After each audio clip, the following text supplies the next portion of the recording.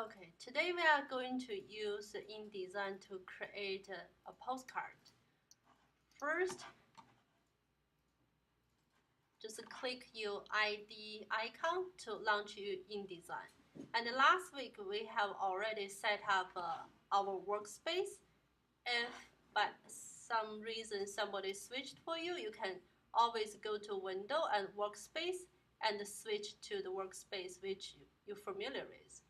Alright, after you're done with this, I'm going to create a new document. First, I want to see from view, hide ruler. I want to show ruler. I want to switch, change to file, new, and there's a new document window. I'm going through here, and from this intent, you can do in InDesign, you can do print, which we all know is for print advertising, and then the requirement is a color mode is a CMYK, which is cyan, magenta, yellow, and black, and the 300 dpi is a minimum for the resolution. You can do for the web one. If you switch, you see I always turn on this preview. If you switch to web, look, the paper size is going to set by pixels, okay? And you can do the digital publishing, which is like ebook stuff. You can select the iPad, or if your stuff is designed for iPhone, or you can do customized size as well. Right now, I'm just going to do the print. And the number of pages. For instance, if you know how many pages you are going to have, especially for a book or magazine, you have the budget limitation. If you can only do 40 pages, you just put 40 pages here. And start page, what does this mean is, for some especially big book or magazine design, and you are not only the designer who working on this project. Maybe you're working for the chapter 1. Chapter 1 is from page 1 to page 10, and Rachel is going to start this work from chapter 2, which is from page 11 to page 20. So then for the next person, so she need to put a start page from 10.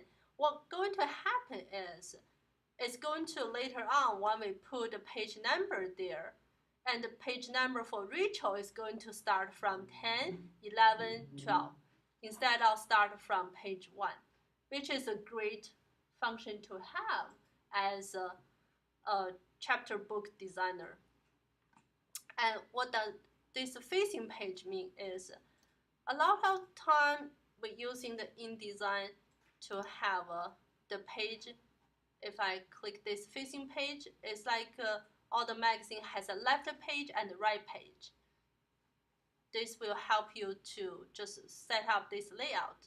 And primary text frame, so we are going to talk about, well, we are doing the book design. And the page size, from here, you can choose a letter and legal and all those sizes, or even you can put your customer size. For me, I'm just going to say this is a 5. Oh, I'm going to do the 7 inches by 5 inches. The column, it means how many columns you want to put here. So for majority books, it's either 3 column. So if I do the 3 column, it's going to have this appeared on my canvas, on my spread page. But this column is only the guide for you. It's not going to be printed out. It's only the guideline. This gutter is the space in between the column. For instance, I change this to be 0. The gutter is disappear. If I want change to be 1 inch, it's really wide. Okay, right now I don't need this. I just need one column because it's a postcard. So the margin is the space in between the spreadsheet to where the columns start. This one is really wide. I need to change to 2.5. If it's linked together, the top index, bottom out is going to be changed together. But this one, especially if you do a book design, is going to be unlinked because your inside and outside number need to be different because book has a space to leave for the binding, which is in the middle. So we are going to talk about that while we are doing the book design or magazine design. Right now, I link them 0.25 inches. And for the bleed, so we talk about what bleed is.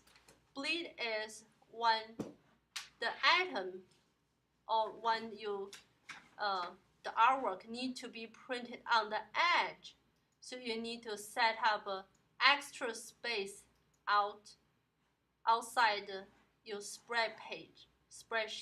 So this way, after reprinting, it can be cut and looks like all the artwork is printed on the edge. If you don't have the bleeding area, this would not work. It's not once I cut it, most of the time it's going to have a white edge along here, around this spreadsheet. So normally, if you have this, like that's the number I like to set it up. Look, when I click that, this red line appear. It is the guideline to show me it is a bleed area. And the slug, what slug is? Slug is the area you can put some notes for your design. It's not going to be printed out when you send to the publishing. Sometimes you need to put a note and to say, okay, this page need to be special, using a special paper and something like that. It's just a note for your team, a note for the printer to read it. It's not going to be printed out. Right now, I don't need this slug. I need a bleed. I just say, okay. Let's set up this 5x7, 7x5 postcard thing first, and then I'm going to design a postcard for a pizza reel, which I'm going to do. Like I said, for everything in design, it has a frame. Look in the toolbar. This one is called a rectangle frame tool. If you hold this, there's a little triangle. Any tools, if there is a little triangle at the corner, that means there are more hiding underneath. You can do the ellipse frame tool or polygonal frame tool. Okay, right now I'm just going to use this. What's the difference? Difference is going to give you different shape. Look, if I'm using this, set up the frame, I'm going to do the place. I need to find. It's different than the Photoshop Illustrator. Illustrator also uses the place, but Photoshop, you open the image in Photoshop and drag in Photoshop. And for the InDesign, you always need to have a frame to hold your images. There are some ways to place images in the InDesign file. I'm going to show you this is one way. You draw a frame box first, and let me find.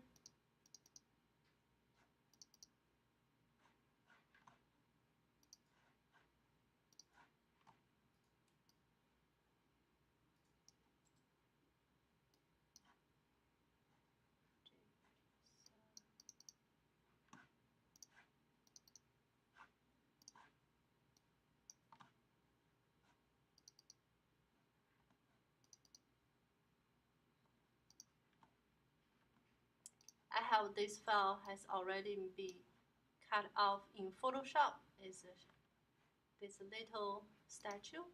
I said please, then I place this image in Photoshop. Like I said last week, when you select this image, you either double click it or you click in this content grabber. This donut thing, it actually is called a content grabber. And then look, it's a select image, and you can shrink this down.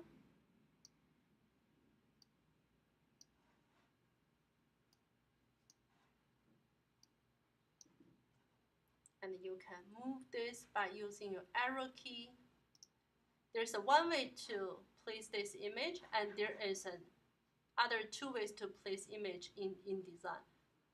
File. Before I draw this text, the picture frame, I go File, place. The same one. If I do this, look, there's a content loader thing here. If I just click that, it's going to appear here. And after this, I can drag. After this, look, actually it is InDesign automatically create a frame and image together with me. If I just drag this image going to be cropped. If you want frame and image to be select and drag together, you need to hold down Shift, Command, and drag those together. Okay, Shift, Command, and drag together. Shrink them together or enlarge them together. If it's a PC, of course you use a Control Shift. There's a second one. There is another way. Is go to Place and choose that, and then don't click on it. Don't click on your spreadsheet. You just drag on your spreadsheet, and this little guy be loaded here. That is the way to place image on our InDesign. So I need some background, which I'm going to use this. I'm going to create a new layer called background.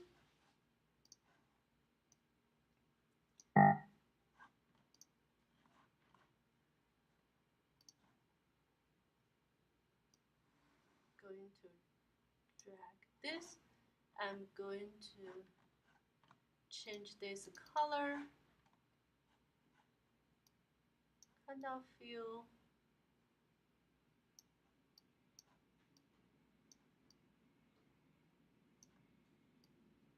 subtle-ish greenish color here.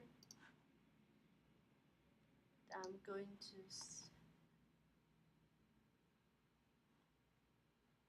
put it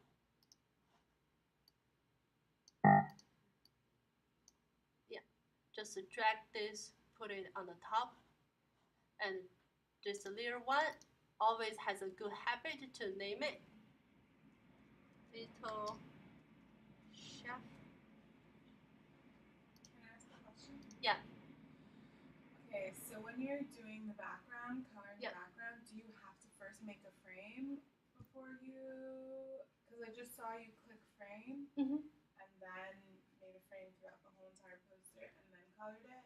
Yes, in You design, have to do yeah. It's a kind of like Rachel, remember Illustrator? Remember last semester's project? You asked me if in Photoshop you can just put a solid color on the layer, but in Illustrator there is no such function. You have to manually draw a background box and feed color in.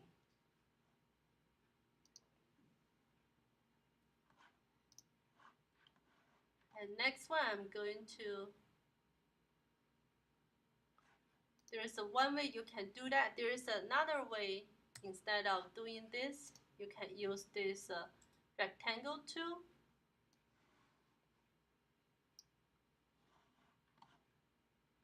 And get rid of this stroke and change this color.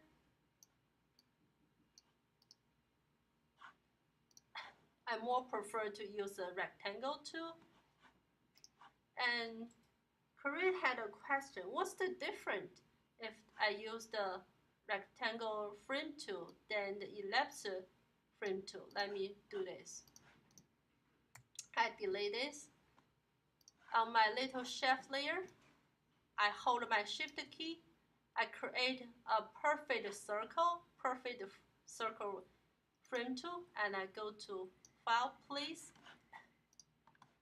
and put him there. Look what happened is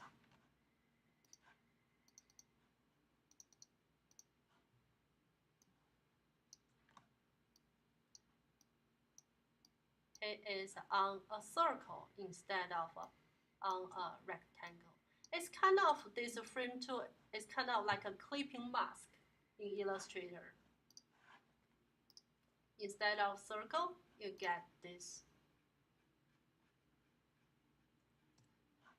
I'm going back to my, is a Command Z, same as Illustrator. Command Z is for undo.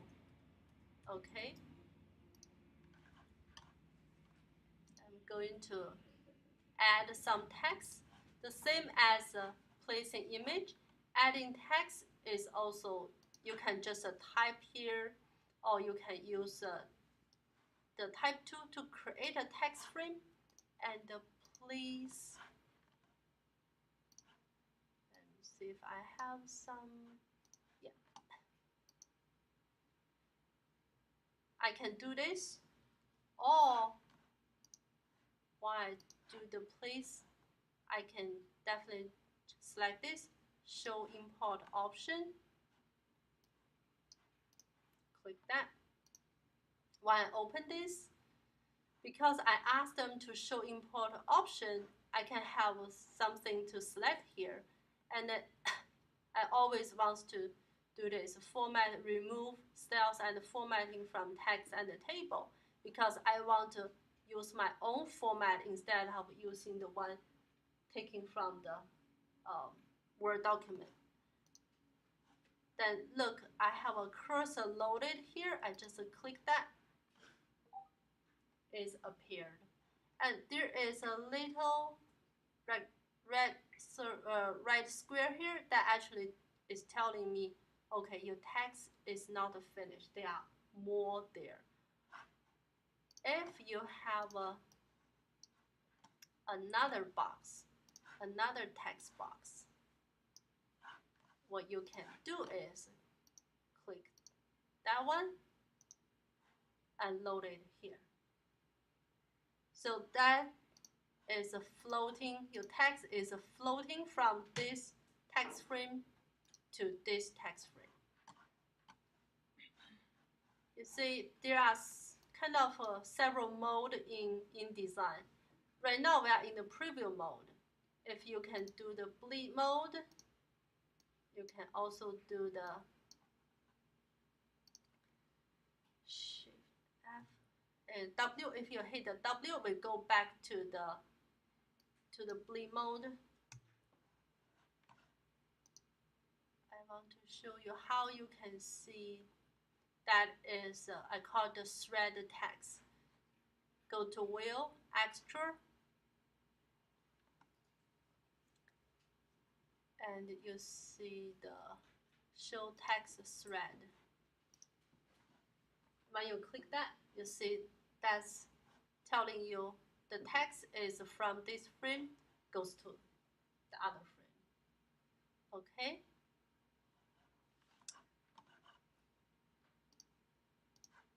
So now I'm going to format this text. Yes. So let's say you write your text on Word. Yes. And then you save it. Yeah. So when you go into design, it's not going to show up white in the back. No. It's just going to show up with the text. Yeah. And also, if, let me... And how do you fit the rest of that text into the poster? Do you make the letters smaller? You can make the letters smaller. Yeah, you can make the letters smaller, or you delete some of the text, or you make a second page, which is all the books do. You make a second page, for instance, I do page. I create another page, insert page. I insert one page and insert after this page. So okay. And then I'm going to double click this page and I'm going to move my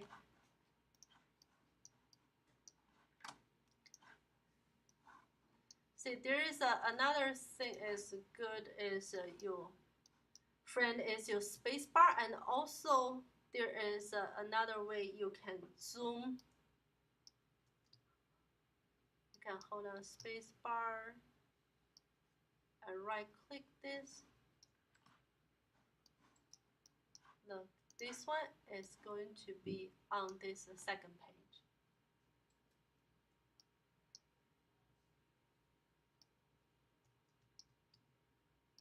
So you created a text frame first? Yes. So you were able to get just the text from that? Yes. And there is another powerful tool I want to introduce you guys. It's called the power zoom. Because it's called a power zoom. Look, this red thing is I hold my spacebar and hold down my mouse key. I got this red box.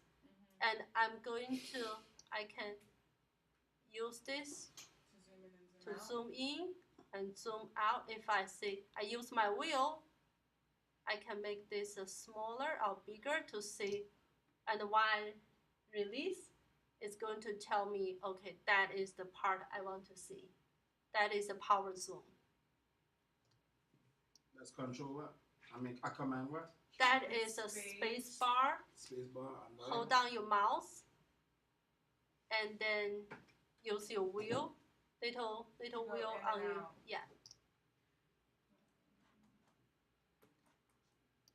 See, Rachel, this look is going to thread from page 1 to page 2. If you want to see how many pages you have, look, there is a page 1, the pages, this menu on top. You click this like a drawer. Remember, that's reason we said at beginning, first step is do the workspace. That's really going to help you tremendously. Click that and you open this. Doesn't matter how many pages going to appear here.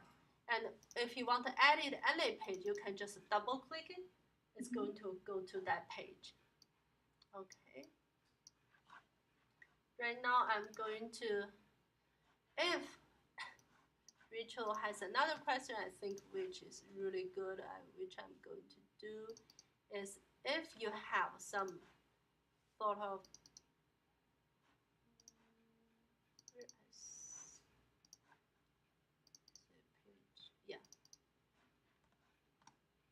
okay. In my Word document, originally this one doesn't have any format. If I have some kind of format, for instance, this I want to red and also wants to change font in my Word document. For instance, do the Arial black. I change to have a 24 view. What about this? This one is better than Arial black. And then I'm going to have some of this part to be green. I change this to be bold. Okay, then I'm going to save this. Look what happened this time. I'm going to Command minus is shrink this down, and also you can use your zoom tool, of course, to shrink this.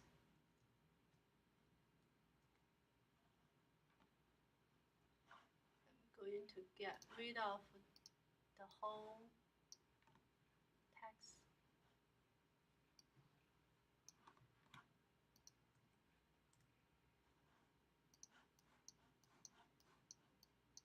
I'm going to, from here, I'm going to do please. I'm going to do pizza. Okay, show import option. I say okay. This time I'm going to not say remove the style as a preserve local, preserve the style. Okay, I'm going to leave this. When I load it, look what happened. Is InDesign bring all the word format into the document. Can you say that again? Sure. What happened is if I change the setting. No, I change the.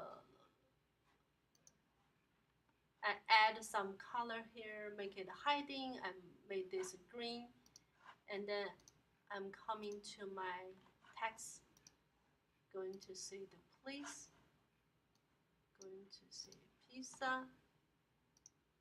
Remember before I select this, remove style and formatting from text and table. Now I changed, I said reserve instead of remove. And I said okay.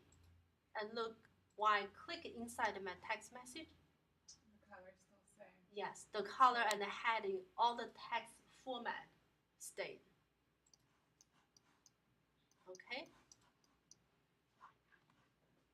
So the same as load images, you can also do this file, please, and click this pizza document, and then draw a text frame here. It's the same concept.